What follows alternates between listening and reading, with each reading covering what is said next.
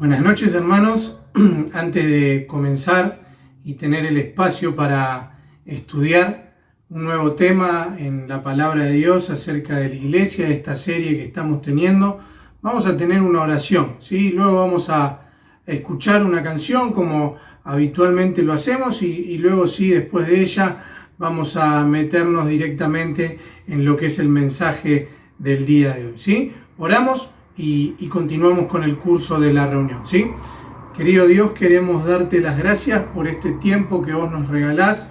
Gracias porque podamos estar conectados, Señor, buscando y deseando escuchar lo que vos tenés preparado para cada uno de nosotros.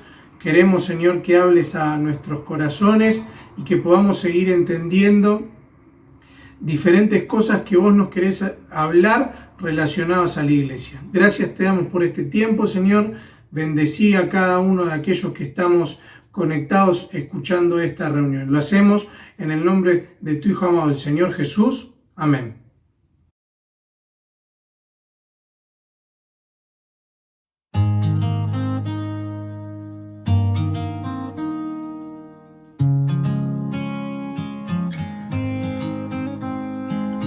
En esta hora de confusión, cuando reina en nuestro mundo el error, en esta hora que la razón ha escogido no escuchar más a Dios, en esta hora que es tan normal llamar mal al bien y al bien mal, llamar mal al bien y al bien mal. Danos sabor a evangelio, sabor de pan verdadero, que la cruz vuelva a ser nuestra mayor ambición. Danos sabor a tu reino, Señor.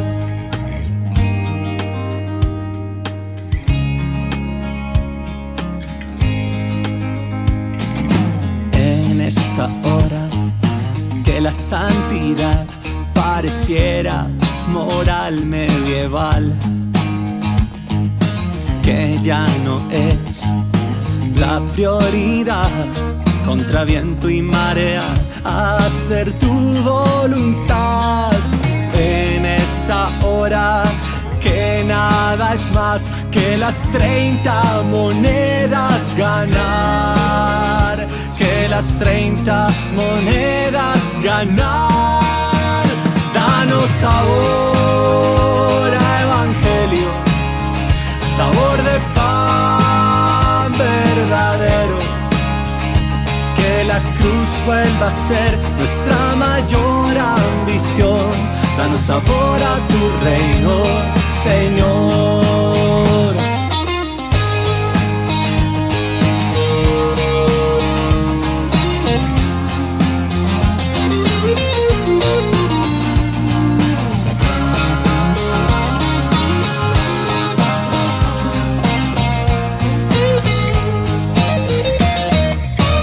Danos sabor a evangelio, sabor de pan verdadero, que tu cruz vuelva a ser nuestra mayor ambición.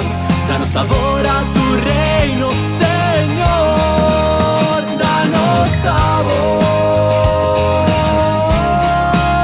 sabor a pan verdadero, que tu palabra otra vez calcine el corazón. Danos sabor a tu reino, danos sabor a tu reino, danos sabor a tu reino, Señor.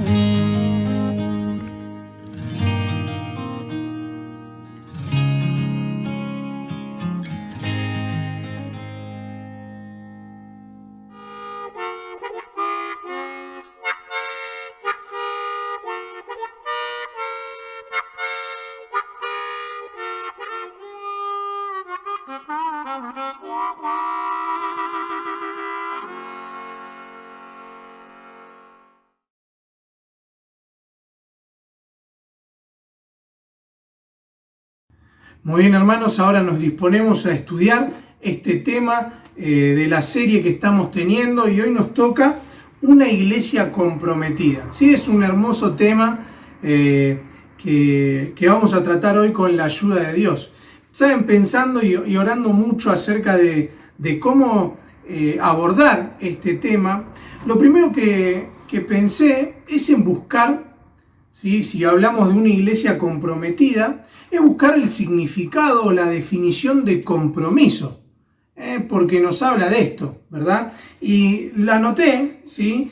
Y dice obligación, una de las tantas definiciones, ¿sí? Es obligación contraída por una persona que se compromete o es comprometida a algo, ¿sí? Entonces podemos decir que una iglesia comprometida tiene una responsabilidad, tiene una tarea, ¿sí? Por cumplir y hay que llevarla a cabo.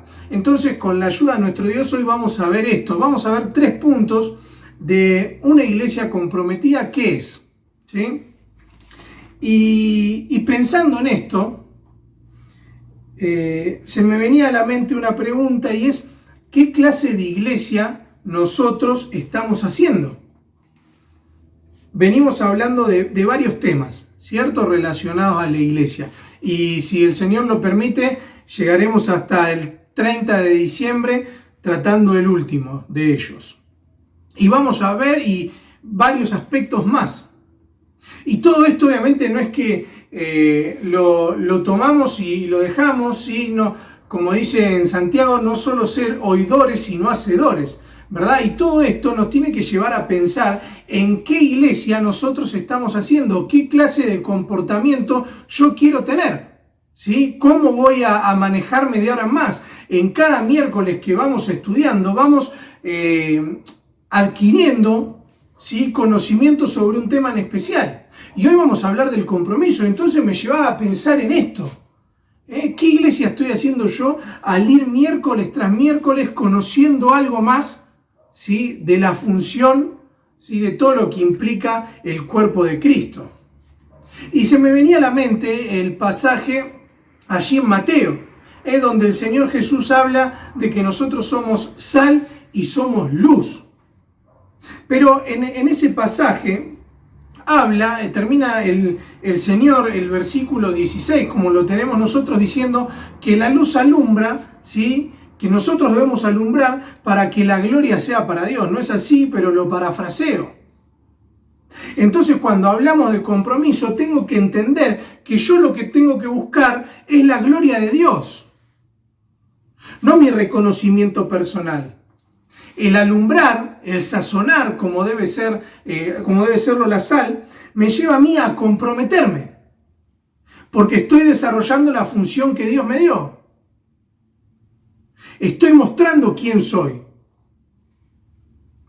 Eso es el compromiso. El aceptar el desafío, el reto que Dios me da y llevarlo a la práctica. Entonces vamos a entrar en este primer punto, y es que una iglesia comprometida es una iglesia que no se esconde. ¿Sí? Por eso la relación y la mención del versículo allí en Mateo. Pero para desarrollar este tema vamos a dirigirnos a Hechos, en el capítulo 4. ¿Sí? Desde los versículos 29 al 32 es donde vamos a desarrollar la lectura de este punto. Y fíjense ustedes lo que dice mientras terminan de buscar allí en sus Biblias. Dice el versículo 29. Y ahora, Señor, ¿sí? Los discípulos sufren una persecución, están siendo perseguidos, nadie le gusta lo que ellos están haciendo. Pueden ver todo lo que es el contexto de esta situación. Y llega algo bastante particular, ¿sí? La reacción de ellos. Dice el versículo 29, y ahora, Señor, mira sus amenazas y concede a tus siervos que con todo denuedo hablen tu palabra, mientras extiendes tu mano para que se hagan sanidades y señales y prodigios mediante el nombre de tu santo Hijo Jesús.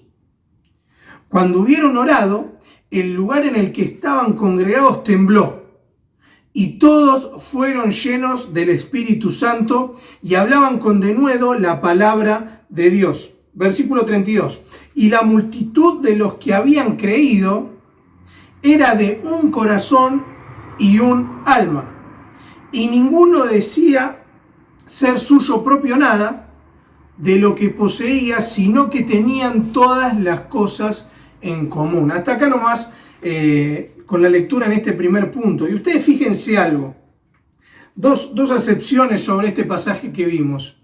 A pesar de todo lo que estaban sufriendo y padeciendo los discípulos y esa iglesia primitiva, podemos empezar a leer todo lo que se dice en Hechos a partir del capítulo 2 y Pentecostés y cómo surge, ¿sí? Que ya lo hemos visto en otros mensajes, pero fíjense que en primer lugar estas personas estaban rendidas a la voluntad de Dios. No querían hacer sus cosas por propia mano, ¿sí? O por propia voluntad, sino que dependían exclusivamente del Padre.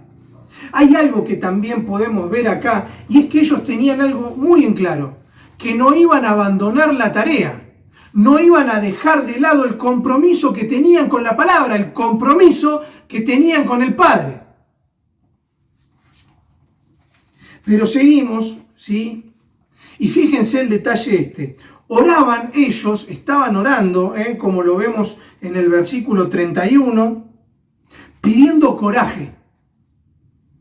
No estaban pidiendo venganza con aquellos que le estaban persiguiendo. Fíjense la actitud tan espiritual de estos hermanos.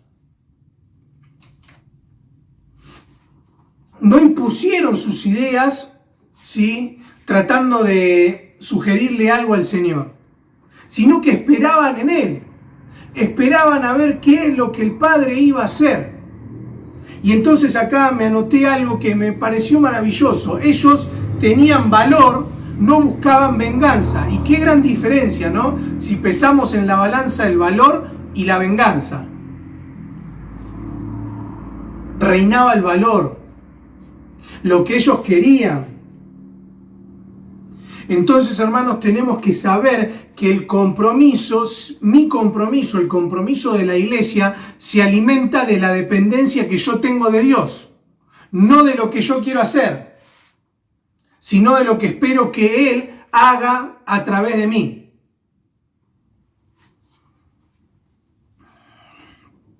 Y también, además de esto, obviamente siempre el Señor trae consecuencias, y esto era una bendición. Si vamos a 1 Corintios 15:58, nos damos cuenta de que el Señor dice que el trabajo para Él no es en vano, no es vacío, sino que trae frutos. Y fíjense lo que pasó acá. Fueron llenos del Espíritu Santo. Dice que el lugar en donde estaban tembló por la presencia de Dios, no por otra cosa más, ¿sí? Y comenzaron a hablar con denuedo la palabra de Dios.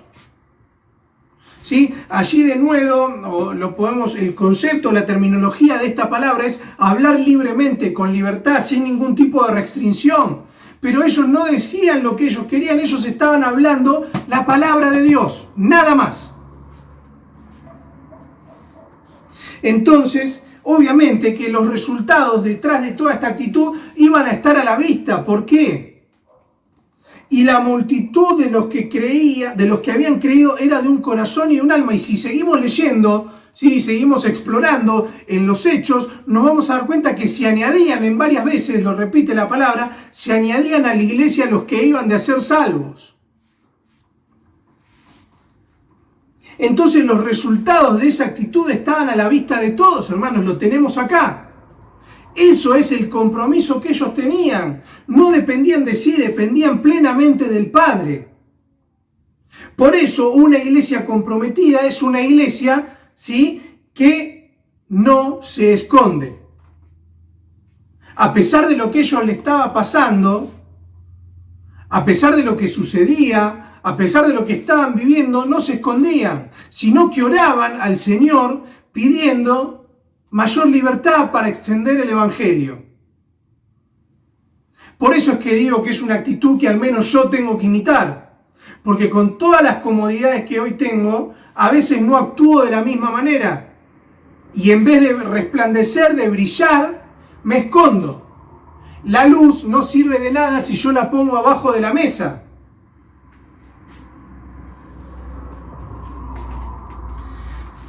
Pero vamos a continuar, ¿sí? Porque el tiempo pasa. Y no solo nos quedamos en que una iglesia comprometida es una iglesia que no se esconde, sino que el segundo punto de esta noche es que una iglesia comprometida es una iglesia protagonista. Fíjense las características de las cuales estamos hablando nosotros. Y quizás nos podríamos empezar a pensar en todo el entorno que estamos viviendo y sería un poco alocado, ¿no? Pero una iglesia comprometida es una iglesia protagonista, aún en este tiempo. Aún teniendo reuniones, mirándolas por YouTube, debemos ser, ¿sí?, nosotros protagonistas. Dios nos manda a eso. Vamos a buscar ahí cerca, en Hechos 5, del versículo 12 al versículo 28. Vamos a leer ahora en este segundo punto. Y ahora fíjense algo.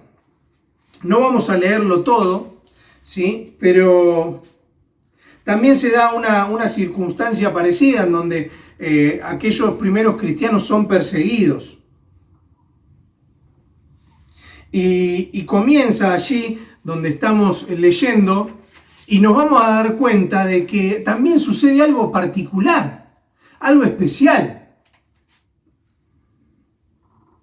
Y quisiera que en este punto lo podamos abordar desde la iglesia comprometida en su función social. Hermanos, quiero con esto que queden claro que no somos una sociedad de fomento, que no somos una entidad caritativa, pero sí debemos reflejar a través de lo que hacemos el amor de Cristo, porque es lo que hacía el Señor. Quiero que quede bien en claro esto, ¿sí? Y si vamos viendo, en el versículo 12 dice, y por la mano de los apóstoles se hacían muchas señales y prodigios en el pueblo, y estaban todos unánimes en el pórtico de Salomón. De los demás, ninguno se atrevía a juntarse con ellos, mas el pueblo los alababa grandemente. Fíjense, y los que creían en el Señor aumentaban más. Gran número así de hombres como de mujeres. Tanto se sacaban los enfermos a las calles y los ponían en las camas y lechos para que al pasar Pedro, a lo menos su sombra cayese sobre alguno de ellos. Y aún de las ciudades vecinas muchos venían a Jerusalén trayendo enfermos y atormentados de espíritus inmundos, y todos eran sanados. Presten atención al versículo 17. Y entonces, levantándose el sumo sacerdote y todos los que estaban con él, esto es la secta de los saduceos, se llenaron de celos y echaron mano a los apóstoles y los pusieron en la cárcel pública. Hasta acá nomás por el momento. ¿Qué nos habla de que una iglesia comprometida es una iglesia protagonista? Fíjense que acá lo primero que nosotros tenemos que hacer es hacer un alto, es pararnos, ¿sí?, y poder empezar a mirar a nuestro alrededor. Detenernos por un segundo y ver cuál es la necesidad en la cual se encuentra nuestro entorno, nuestro barrio.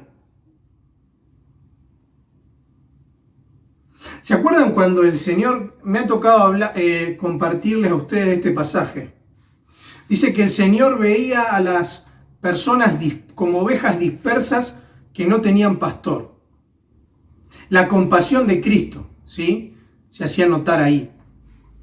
Y nosotros debemos tener la misma actitud, ver a aquellas personas que se están perdiendo y que necesitan el amor de Cristo. ¿Y cómo lo manifestamos? A través de distintas cosas, de un llamado, de una visita, de una bolsa con alimentos, infinidad de cosas se pueden hacer.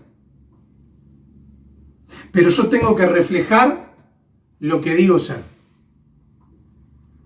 Tengo que reflejar lo que disfruto en mi vida, que es el amor del Señor. Por eso es necesario que paremos la pelota, y permítanme el término, y miremos a nuestro alrededor y nos fijemos en qué situación se encuentran. Porque quizás necesitan que alguien le extienda una mano.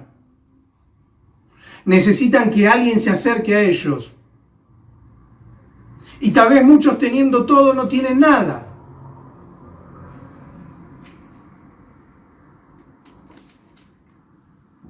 Fíjense, si pueden buscar, en la primera carta de Juan, en el capítulo 3,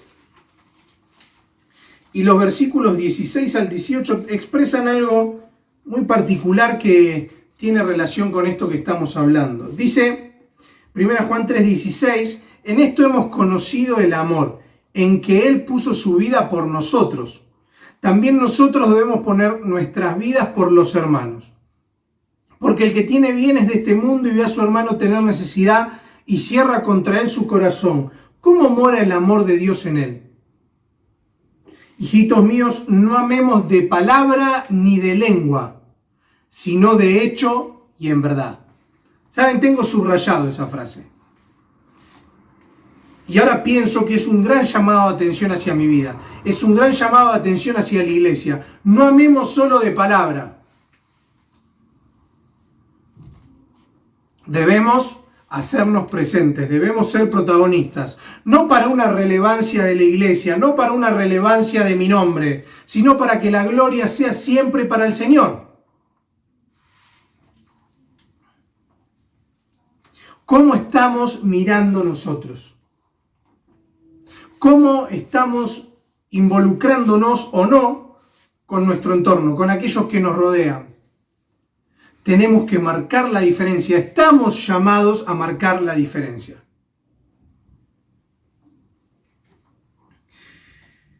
Hay una frase que Junior Zapata en un libro que se llama La generación emergente dice, en una de sus capítulos dice, cosas que le fascinan al diablo de los cristianos. Y me causó gracia, es medio tragicómico por decirlo de alguna forma, y dice, en su iglesia todos quieren tener al presidente, al empresario y al profesional.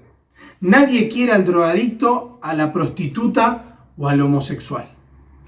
Rima, sí, nos puede llegar a caer alegremente a nuestros oídos, pero tenemos que entender que muchas veces puede suceder esto. Dios nos libre de que en nuestra congregación suceda.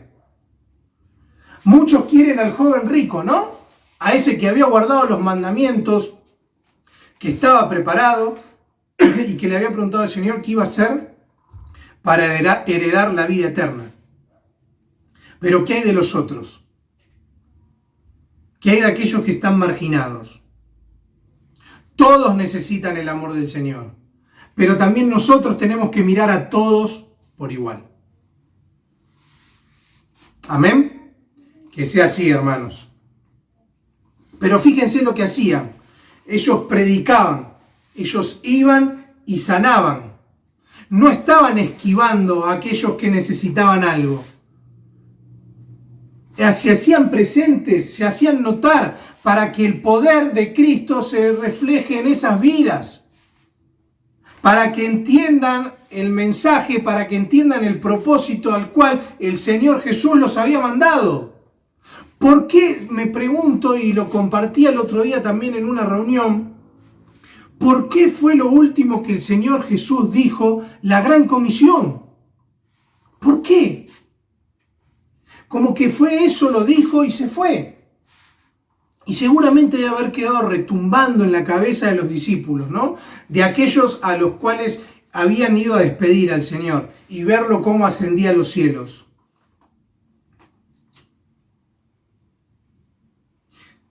Tenemos, permítanme el término, que meter los pies en el barro.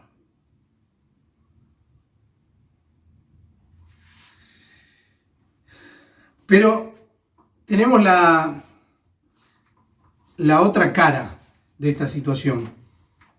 Y si ustedes prestaron atención en el versículo 17, dice al final que los saduceos se llenaron de celos, le echaron mano y los metieron en la cárcel. Y esto también me lleva a confrontarme con una pregunta, a mí. ¿En qué lado estoy yo de la historia? ¿En aquellos que predican, que sanan, que buscan la gloria de Dios? ¿O en aquellos que son celosos y aquellos que no quieren que las cosas se hagan. Hermano, hermana, ¿en qué lado estás vos y en qué lado estoy yo parado?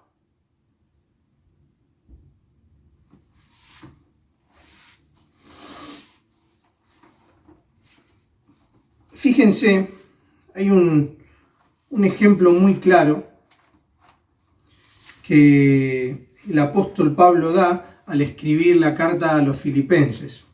Menciona a dos hermanas de esa congregación, a Evodia y a Síntique.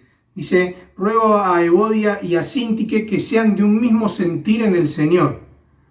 Asimismo te ruego también a ti, compañero fiel, que ayudes a estas que combatieron juntamente en el Evangelio, combatieron conmigo juntamente en el Evangelio, con Clemente también y los demás colaboradores míos, cuyos nombres están en el libro de la vida.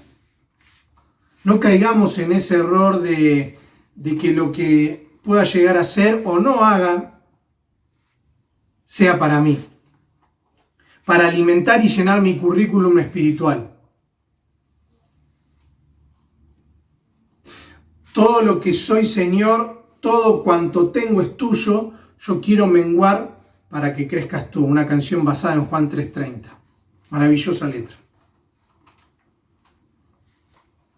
Tenemos que definir los objetivos que cada uno de nosotros tenemos, que la iglesia tiene, cuál es la visión que la iglesia tiene, hacia dónde nos estamos dirigiendo, ¿sí? Y en base a eso, definir cómo lo vamos a alcanzar. Y sobre todas las cosas, ¿para qué hago lo que hago? Por eso es que debemos entender que mi compromiso, que nuestro compromiso refleja nuestro interior. Hay una frase que escribe el autor Brennan Manning que me gustaría leerles. Cada vez veo más personas que rechazan a Dios, porque los cristianos que confiesan a Dios con su boca, al salir de la iglesia, lo niegan con su estilo de vida. Es dura la frase. Y nos duele a veces escuchar estas cosas. Pero quiera Dios que no ocurra en cada uno de nosotros. Porque una iglesia comprometida debe ser una iglesia protagonista. ¿Sí? Y por último, para ya terminar, y es que no solo una iglesia comprometida es una iglesia que no se esconde, no solo una iglesia comprometida es una iglesia que es protagonista, sino que una iglesia comprometida es una iglesia ocupada. Hermanos, qué lindo es, como decíamos al principio, aceptar esa obligación que se nos fue dada, esa gran comisión que el Señor nos dejó, esa actitud que vos y que yo debemos tener para que toda la gloria sea para Dios, pero entender que debemos estar ocupados. ¿Y cómo estamos de esta forma? ¿Cómo nosotros podemos ocuparnos? ¿Qué debemos hacer? Vamos a buscar en la primera carta a los tesalonicenses, ¿sí? Para ya finalizar con la lectura en el día de hoy. Vamos a ir al capítulo 5, ¿sí? Los últimos versículos que vamos a leer. Les propongo que puedan leer en sus hogares para continuar con este tema desde el versículo 9 al versículo 24, pero nosotros nos vamos a detener en el versículo 14, en donde el apóstol está escribiendo y da instrucciones sobre el proceder que debía ocurrir allí, donde se insta a que se comporten de cierta forma. Y fíjense, ¿sí? Versículo 14 de 1 Tesalonicenses capítulo 5. También os rogamos, hermanos, que amonestéis a los ociosos, que alentéis a los de poco ánimo, que sostengáis a los débiles, que seáis pacientes para con todos. Seguimos. Mirad que ninguno paga a otro mal por mal. Antes, seguid siempre lo bueno unos para con otros y para con todos. Estén siempre gozosos, orad sin cesar. Dad gracias en todo, porque esta es la voluntad de Dios para con vosotros en Cristo Jesús. No apaguéis al espíritu, no menospreciéis las profecías, examinadlo todo, retened lo bueno. Y hasta acá nomás con la palabra, con la lectura. Pero nos quedamos, como les decía, en el versículo 14, en donde se presentan ciertas cosas que el apóstol está escribiendo. Y en primer lugar dice, amonestar a los ociosos. Vamos a ver 4 características, ¿sí?, acerca de esto. Acerca de una iglesia que está comprometida, acerca de hermanos que están comprometidos y que por ende tienen actitudes espirituales y se conducen de esa manera. No dando lugar a la carne, sino viviendo por el Espíritu. Entonces tenemos que amonestar a aquellos que no están bien. La palabra allí, amonestar, es un término militar en donde es el reto de un superior hacia un soldado que no mantiene, ¿sí?, la postura, o no está haciendo caso a lo que, o no sigue a lo que todos los demás están haciendo. Entonces hay que corregirlo, hay que decirle, mirá, esto se hace de esta manera, tenemos que ayudarte a hacer esto, a que te puedas comportar como corresponde. Por eso amonestar a los ociosos, a aquellos que quizás se están tirando a chantas, como a veces decimos, ¿sí? Pero tenemos que amonestarle. No solo también tenemos que hacer eso, sino tenemos que alentar a aquellos que lo están necesitando. Aquel hermano que quizás no tiene un buen ánimo, que lo vemos caído o que la vemos caída. Necesitamos involucrarnos. Eso es parte del compromiso.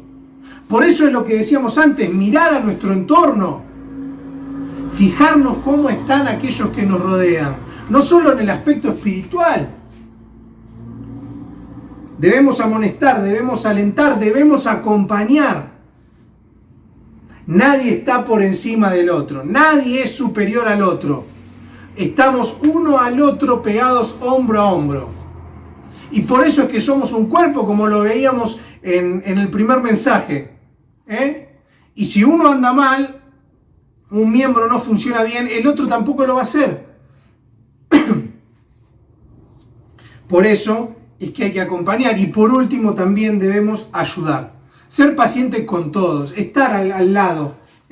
Porque quizás hay alguien que no se maneja como yo y hay que ayudarle. Hay que entenderlo. Hay que acompañarlo. Hermanos, debemos entender y comprender en dónde está o hacia dónde está apuntado mi compromiso hoy. Pero sobre todas las cosas, es necesario que nosotros empecemos a ser y dejemos de parecer. Toda esta circunstancia nos lleva a nosotros muchas veces a quizás hasta ser más cristianos, o entiéndanme, o quizás a tener más compromiso del que teníamos antes. Participamos de reuniones, en una, en otra, compartimos estados en las redes sociales. Pero ¿cuál es nuestra esencia? ¿Cuál es mi relación con el Señor? ¿Hacia dónde apunto? Cuando todo esto termine, ¿qué ha de suceder conmigo? Hermanos, que el Señor nos encuentre con un compromiso firme hacia su tarea, hacia su misión, hacia lo que Él quiere en cada una de nuestras vidas. Que el Señor pueda ver en nosotros a una iglesia comprometida. Amén. Hermanos, que el Señor bendiga su palabra. Muy bien, hemos finalizado la reunión del día de hoy. Tan solo quedan dar algunos anuncios únicamente, y es recordarle a las hermanas, ¿sí?, que el sábado a las 15:30 tienen su reunión unida de oración. Así que en ese horario todas las hermanas, ¿sí?, a través del canal de YouTube van a poder participar de esta reunión. Y luego todos juntos, si el Señor lo permite, el domingo a las 11 horas, ¿sí? Nos vamos a estar juntando para participar en nuestros hogares de la Cena del Señor y luego, a continuación, compartir un tiempo del culto familiar. Así que, sin más, hermanos, nos despedimos deseando que el Señor nos bendiga en lo que queda de esta semana y volvernos a encontrar en la próxima actividad. Dios les bendiga. Chau.